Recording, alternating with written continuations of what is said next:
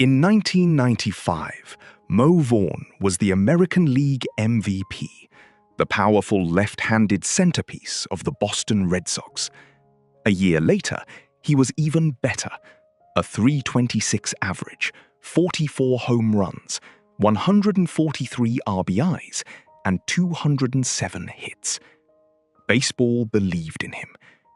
After the 1998 season, the Anaheim Angels gave Vaughn a 6-year, $80 million contract, reportedly the richest in the game. Then, on his first play with Anaheim, he fell down the dugout steps chasing a foul ball and badly sprained his ankle. Vaughn still produced, but injuries accumulated. He missed the entire 2001 season, and chronic knee trouble ended his career at 35. By 2009, he received just 1.1% of the Hall of Fame vote. How did one of the most feared hitters of the 1990s become better remembered for his contract and decline than for how great he actually was? The contract said everything about what baseball believed Mo Vaughn still had left. 6 years, $80 million. At the time, it was the richest contract in the game. The Anaheim Angels were not paying for potential. They were paying for a finished product, a former American League Most Valuable player, a left-handed cleanup hitter, and one of the most feared bats of the 1990s. Then, on the first play of Vaughn's first game with his new team, the entire picture changed. He went after a foul pop near the visitors' dugout. Vaughn fell down the dugout steps and badly sprained his ankle. One play, one awkward fall. It did not end his career.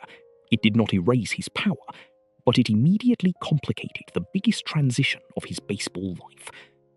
The Angels had signed Vaughn to anchor their lineup for 6 years. Before his first game with them had even settled into rhythm, their new franchise player was hurt. That moment would become difficult to separate from everything that followed.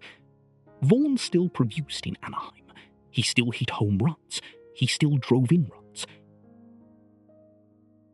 But the durability that had helped make him a Boston star would never fully return. Injuries accumulated, expectations hardened, and because the contract was the largest in baseball, ordinary standards no longer applied. Every missed game carried the weight of $18 million. Every slump became evidence.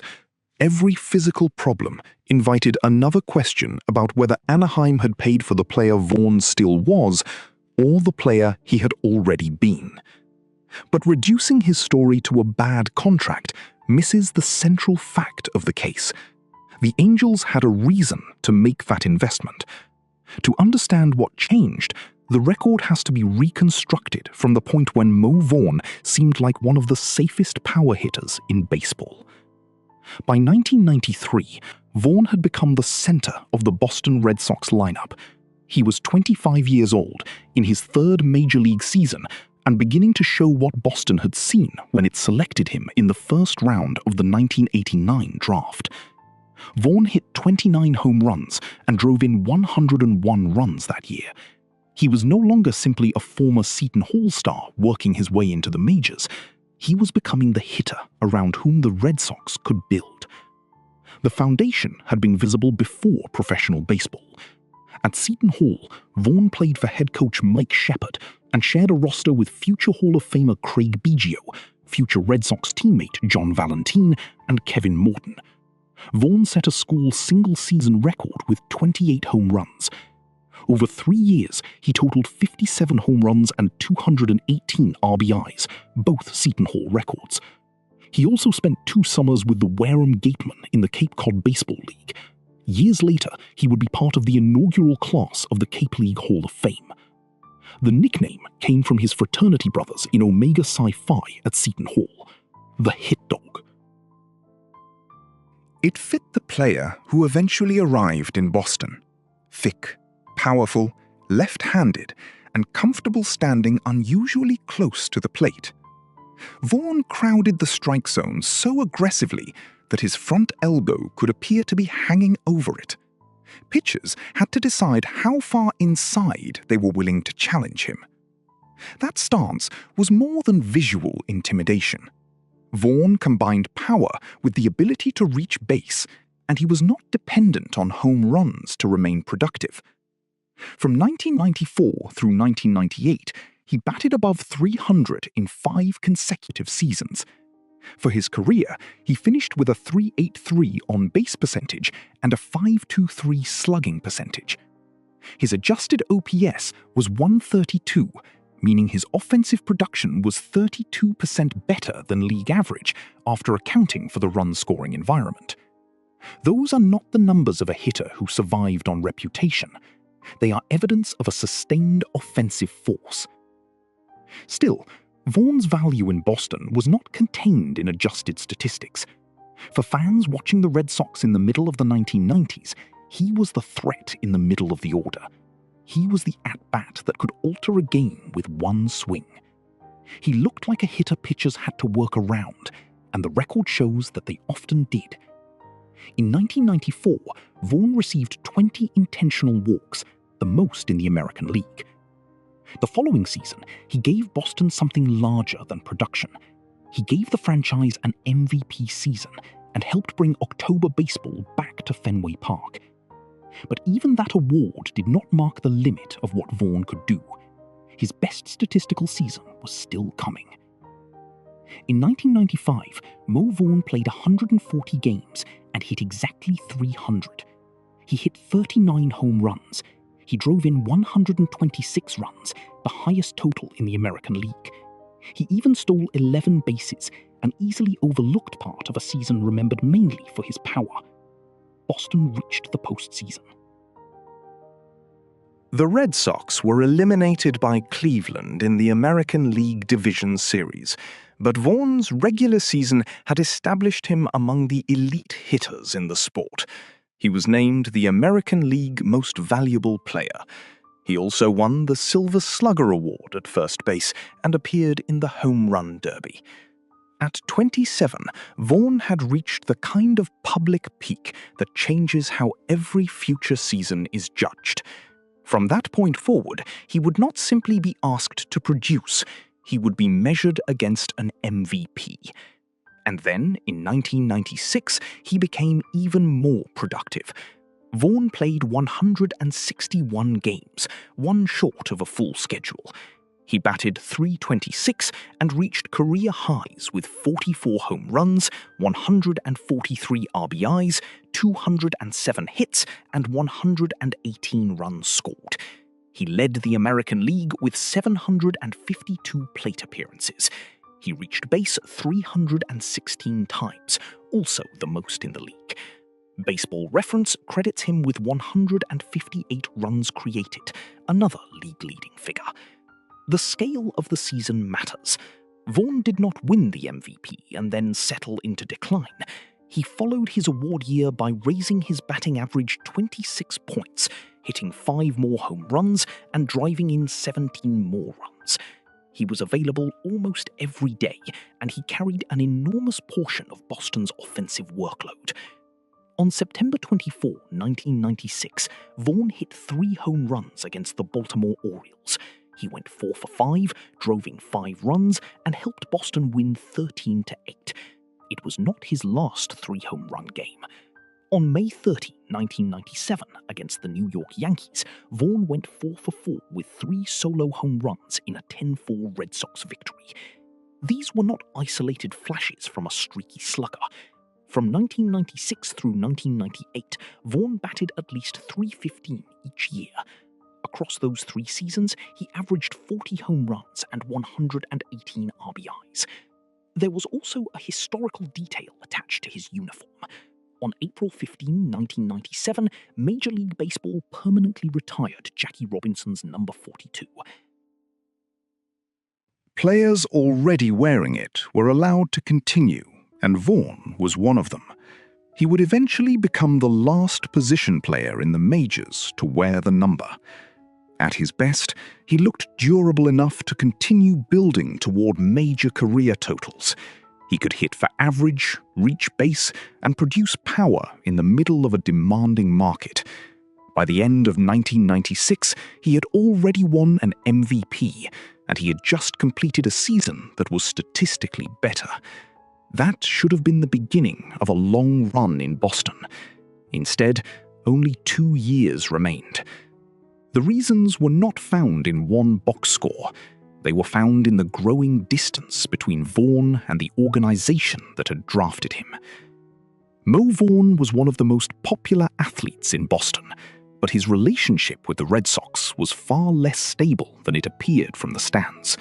He was an outspoken clubhouse leader, he was known for extensive charity work, fans identified with his power, his presence, and the directness with which he carried himself. But Vaughn also clashed with Red Sox management and members of the Boston media. His disagreements with general manager Dan Duquette became especially pronounced. So did his conflict with Boston Globe columnist Will McDonough. Vaughn repeatedly said he believed the Red Sox administration did not want him around.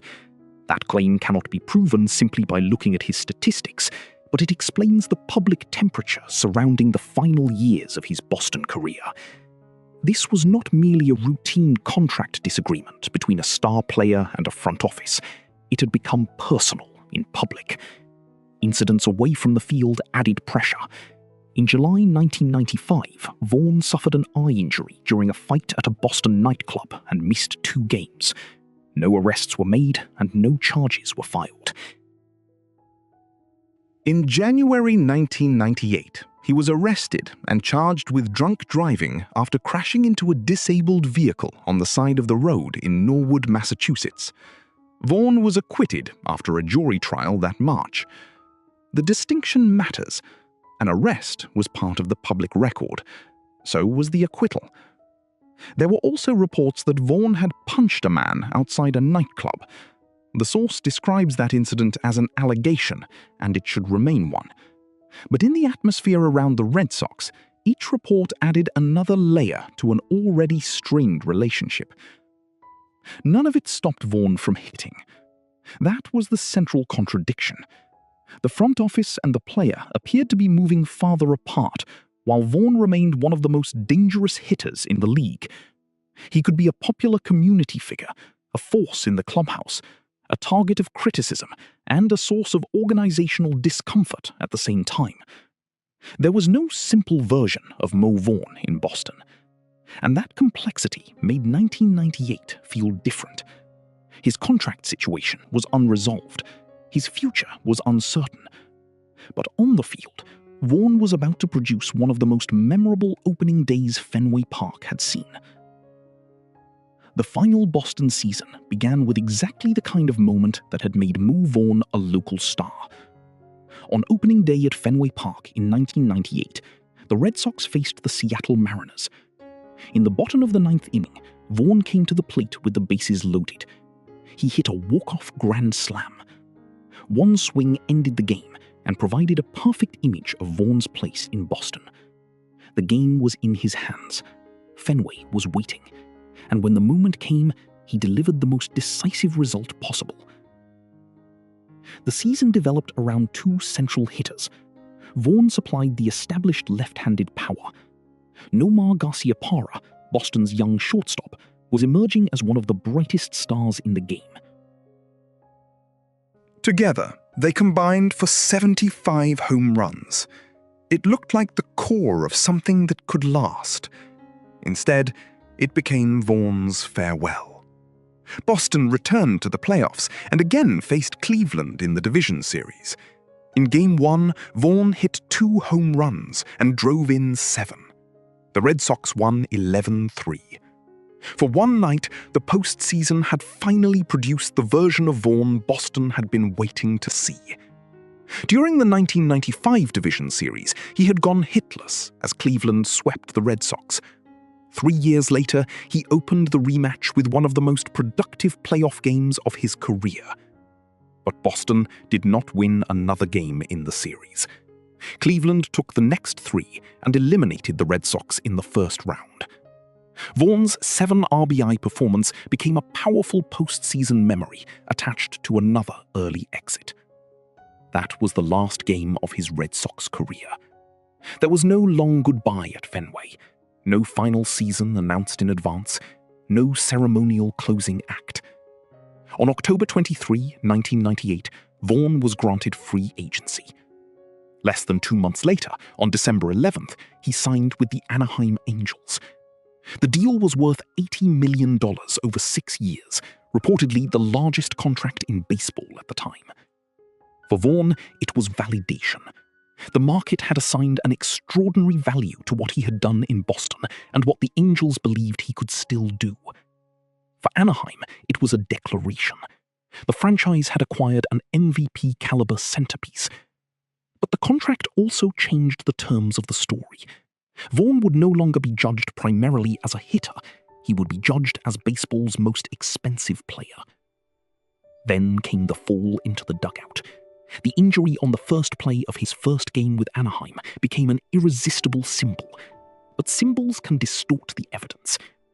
Vaughn did not stop producing when he left Boston.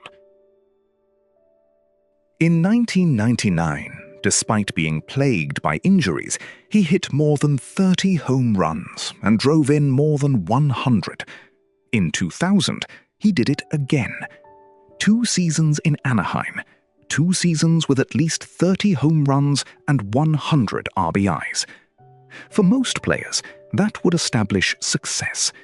For Vaughn, it was treated as something less, because the standard had shifted. He was no longer compared with an average first baseman. He was compared with his MVP season, his 44 home run season, and the $80 million number attached to his name. There were legitimate signs of change. He was not as consistently available as he had been at his Boston peak. His batting average declined from the levels he had maintained between 1994 and 1998. In 2000, he struck out 181 times, the highest total in the American League. The hitter was still dangerous. The complete package was becoming less dependable. That difference matters because Vaughn's contract was built on the assumption that both the production and the durability would continue deep into the agreement. Anaheim needed more than isolated power. It needed Vaughn in the center of the lineup, on the field, year after year. The public assessment became harsher than the actual numbers. Calling his first 2 Angels seasons a complete failure would be inaccurate. He remained a 30-home run, 100 RBI hitter. But calling the contract an unquestioned success would also ignore the growing physical cost. The concern was no longer whether Vaughn could still hit. It was whether his body could keep giving him enough opportunities to do it. After the 2000 season, that question received the most damaging answer possible. Mo Vaughn did not play a single major league game in 2001. The former MVP had gone from 161 games at his 1996 peak to an entire season without appearing. The source identifies injury as the reason for his absence, although the specific medical details behind the full missed season require confirmation from additional reporting. Whatever the exact diagnosis, the consequence is clear in the record. Year 3 of the richest contract in baseball produced no games, no plate appearances, and no path back into the Angels lineup. It was the dividing line in Vaughn's career. Before 2001, even his diminished seasons could be defended with production. More than 30 home runs, more than 100 RBIs, a middle-of-the-order presence when healthy. After missing the entire season, the discussion changed from whether Vaughn could justify the contract to whether Anaheim could rely on him at all. The relationship did not recover. On December 27, 2001, the Angels traded Vaughn to the New York Mets for pitcher Kevin Appiah. The transaction sent 2 expensive veterans in opposite directions, but the public break became about more than salaries or roster construction. After Vaughn left, Angels closer Troy Percival criticized his leadership. "We may miss Mo's bat," Percival said, "but we won't miss his leadership. Darren Erstad is our leader." Vaughn responded with an angry, profanity-laced statement. The line that endured was his dismissal of Anaheim's championship history. "They ain't got no flags hanging at friggin' Edison Field," he said, "so the hell with them." It was a heated exchange between former teammates, and the timing gave it lasting power. Percival's criticism reinforced the idea that Anaheim was not simply moving an injured player. The Angels, in his telling, were moving on from a failed leader. Vaughn's answer challenged the authority of a franchise that had never won a championship. Then baseball supplied the harshest possible reversal. The season after Vaughn was traded, the Anaheim Angels reached the World Series.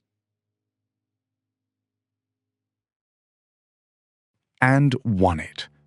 That championship did not prove that Vaughn had caused Anaheim's earlier failures.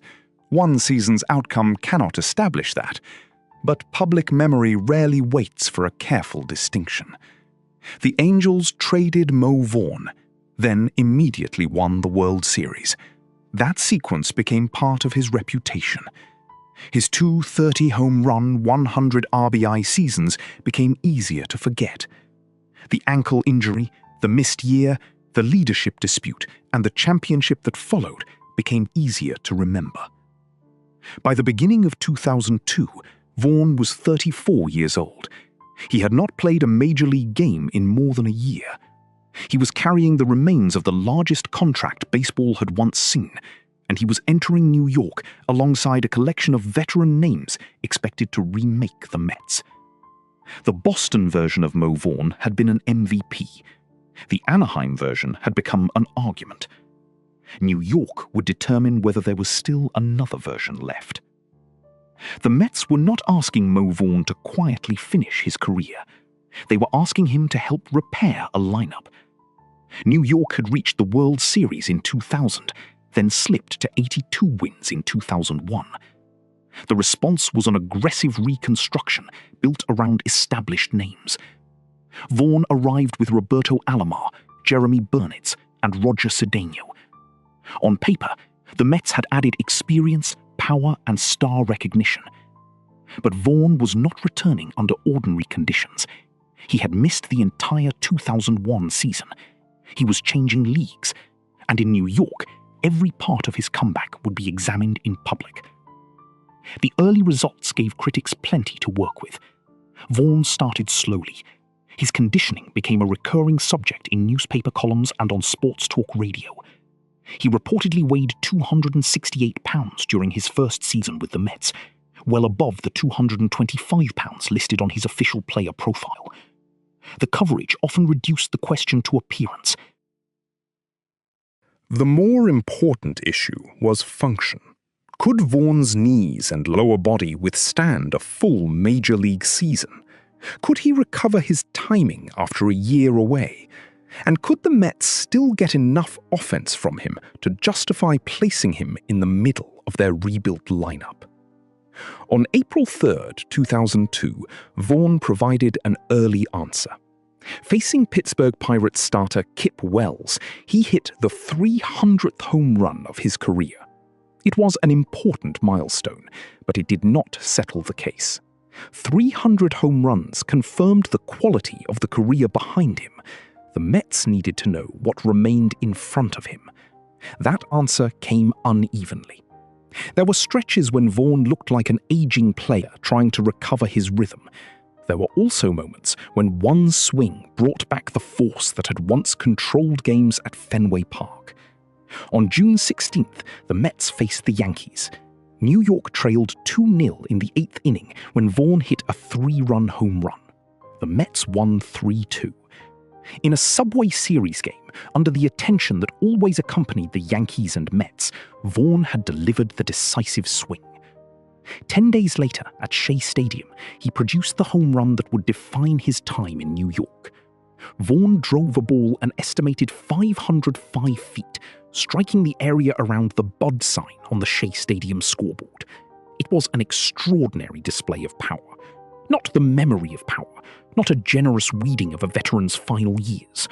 Power that was still physically present. That home run complicated the easy version of Vaughn's decline. A player who could hit a baseball that far was not finished in every sense.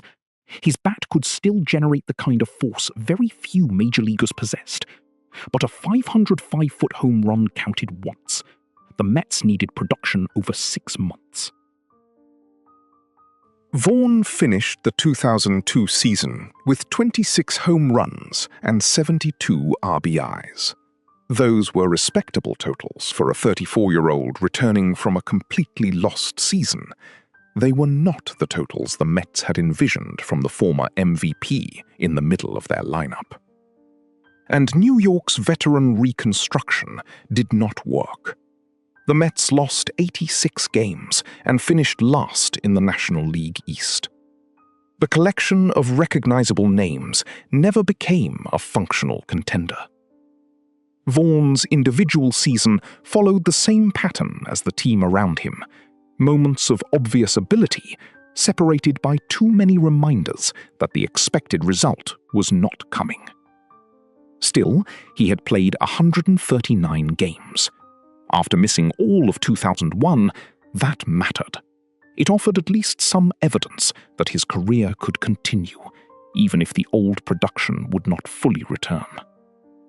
The question entering 2003 was no longer whether Vaughn could become the Boston version of himself again. It was whether he could remain on the field at all.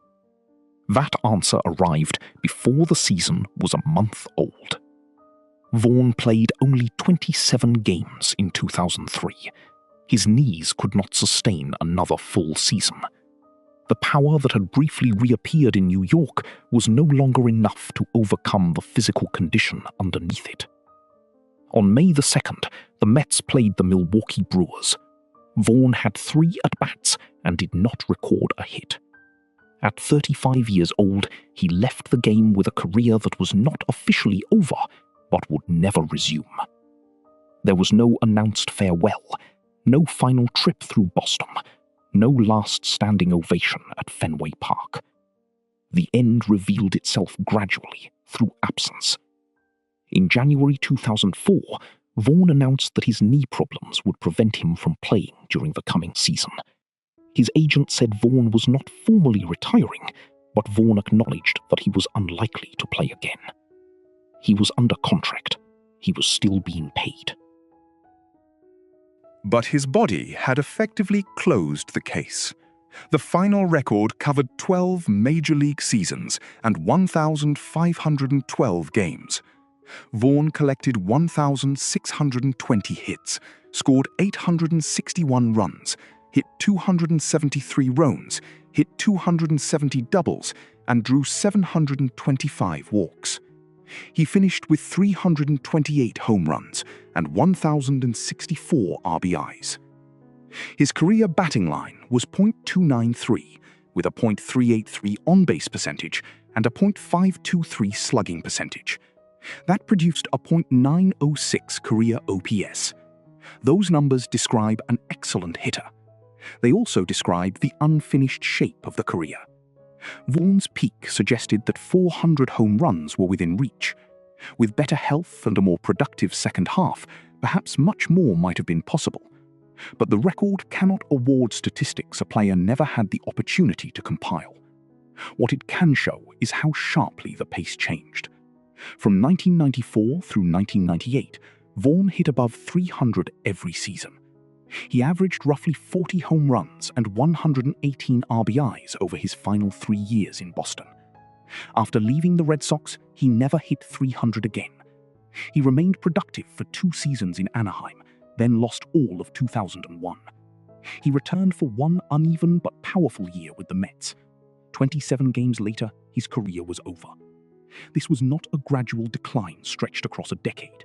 It was a compressed second act shaped by injury, interruption, and the expectations attached to one historic contract. Even his uniform carried a connection to an era that was disappearing. When Major League Baseball retired number 42 throughout the sport in honor of Jackie Robinson, players already wearing it were permitted to continue. Vaughn kept the number through the end of his career. When he played his final game in 2003, he became the last position player to wear number 42 in the major leagues. Mariano Rivera, who continued through 2013, was the final player overall. It is a significant detail, but it also reinforces how quietly Vaughn disappeared. One of the best hitters of the 1990s had become part of baseball history before the public had fully recognized that he was gone. The next official judgment came from the Hall of Fame ballot. It was decisive. Vaughn became eligible for election to the National Baseball Hall of Fame in 2009. A player needed 75% of the vote for induction and at least 5% to remain on the writer's ballot. Vaughn received 1.1%. He was removed after 1 year. The advanced measures help explain the result. Baseball Reference credits Vaughn with 27.1 career wins above replacement. Its JAWS system places him 84th among first basemen, far below the established Hall of Fame standard at the position. His Hall of Fame monitor score was 87, below the level that usually identifies a likely inductee. His black ink and grey ink totals, which measure league leading and top 10 finishes, also fell well short of the averages for Hall of Fame hitters. The case was not close by those standards. Vaughn's defense also limited his overall value. He committed 139 errors at first base and led his league in errors at the position 7 times. His career fielding percentage was .988, but the broader record does not identify him as an elite defensive first baseman. His postseason resume was brief.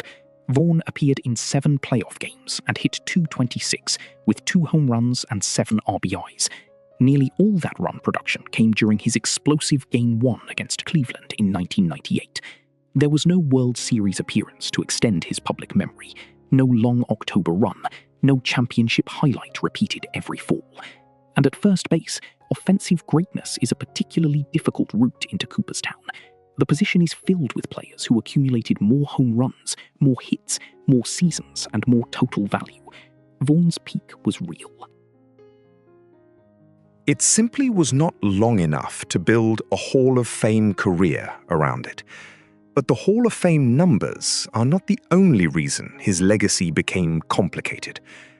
In December 2007, the Mitchell Report connected Vaughn to Kirk Radomski, a former Mets clubhouse employee who supplied performance-enhancing drugs to Major League players.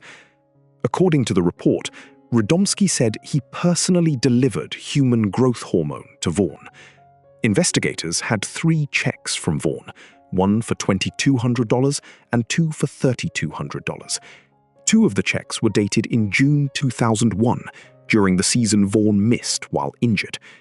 Radomski said the larger checks paid for 2 kits of HGH, and the smaller check paid for 1.5 kits.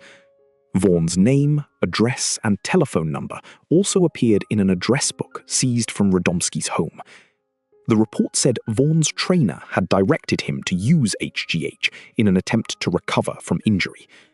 Mitchell's investigators asked Vaughn to meet with them, provide information, and respond to the allegations.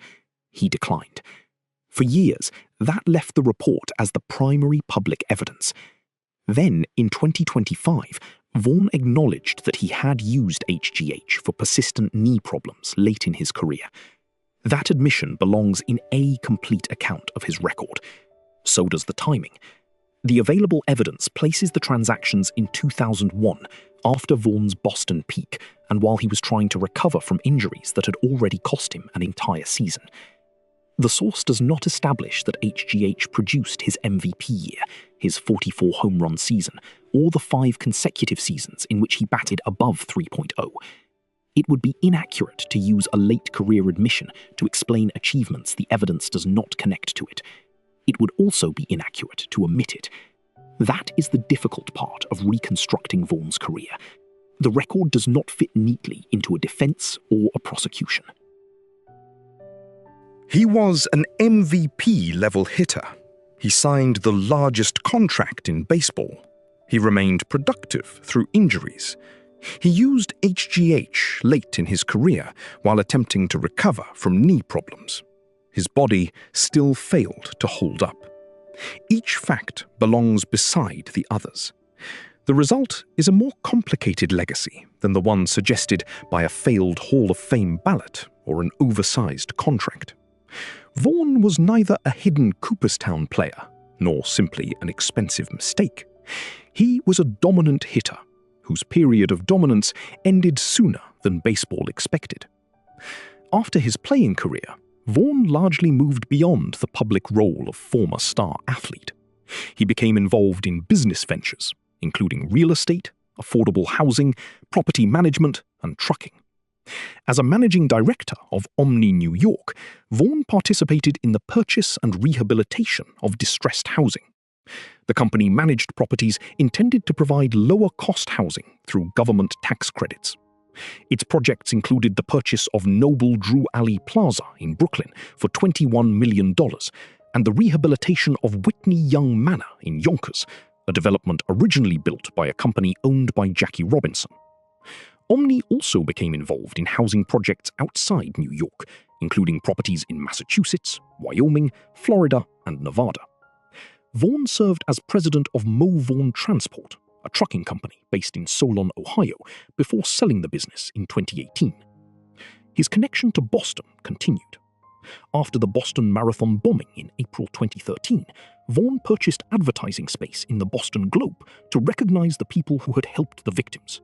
It was a quiet public gesture from a player whose departure from Boston had once been surrounded by so much conflict, and it points toward the part of Vaughn's story that statistics cannot entirely preserve. For Red Sox fans who watched him in the 1990s, Vaughn was not an abstract calculation of career value. He was the hitter standing close to the plate, daring pitchers to come inside. He was number 42 turning on a fastball. He was the center of a lineup before Nomar Garciaparra, Pedro Martinez, and the championship teams that followed changed the identity of the franchise. He was the walk-off grand slam on opening day in 1998. He was 3 home runs against Baltimore in 1996, 3 more against the Yankees in 1997. He was 2 home runs and 7 RBIs in a playoff game Boston would remember, even though the series still ended too soon. At his best, Vaughn was a .300 hitter with 40 home run power and the patience to reach base nearly 40% of the time. He won an MVP, then followed it with an even better statistical season. That is what the career looked like before it changed direction. The change was not caused by one event alone. The fall into the dugout on his first play with Anaheim became the enduring image, but the evidence shows a broader sequence: an immediate ankle injury, reduced durability, 2 productive but heavily scrutinized seasons, an entire year lost, a trade, chronic knee trouble, and a comeback that lasted barely more than 1 additional season. The contract magnified all of it. Because Vaughn had received $80 million, his 30 home run seasons could feel insufficient. Because the Angels won the World Series the year after trading him, his departure could be treated as addition by subtraction. Because his body and conditioning were easy targets, his decline could become a punchline. Because he received only 1.1% of the Hall of Fame vote, the peak could be dismissed as too brief to matter. That is how a player becomes misunderstood. Not because the record disappears, but because a few convenient details replace it. Vaughn did not become the long-term Anaheim cornerstone the Angels paid him to be. He did not build Hall of Fame totals. His late career use of HGH is part of the historical account, and it complicates any attempt to turn his story into uncomplicated nostalgia. But none of that changes what he had already established. For 5 seasons, he hit better than .300. For 3 straight years, he averaged 40 home runs and 118 RBIs.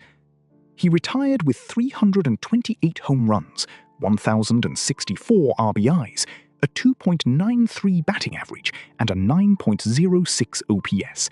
He was a 3-time All-Star, a Silver Slugger, and the 1995 American League Most Valuable Player. The first play in Anaheim did not erase the hitter Boston had seen. The injuries did not make the earlier production imaginary, and the Hall of Fame ballot did not determine whether a career was worth remembering. Vaughn reached baseball's highest individual level. Then the physical margin narrowed, the expectations grew heavier, and the remaining years disappeared faster than anyone had planned. That is the record. At his best, the hit dog was one of the most complete and intimidating hitters in the American League. What changed was not his talent, but the amount of time his body allowed him to use it. And when baseball remembers only the contract, the injuries, and the ending, it misses the most important evidence of all. Before Mo Vaughn's career went off script, he had already proven exactly how great he could be.